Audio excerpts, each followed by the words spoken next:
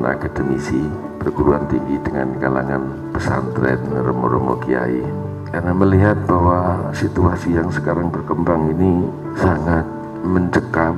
Agama yang kita ketahui bersama adalah dimaksudkan untuk mensejahterakan, mendamaikan, mempersatukan, mensatukan bangsa ini. Tapi pada kenyataannya yang kita lihat bersama, justru agama dibuat ujung tombak untuk kepentingan-kepentingan pribadi, kepentingan kelompok, dan lain sebagainya.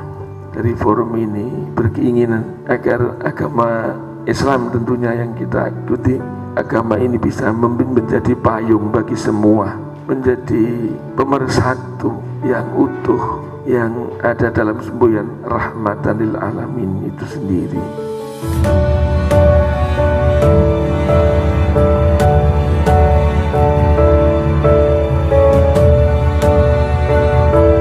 Jangan sampai memaknai jihad itu semata-mata hanya perang, semata-mata melawan pemerintah yang sah. Tapi jihad yang lebih menekankan pada penanaman nilai Islam yang benar, yang rahmatan lil alamin itu.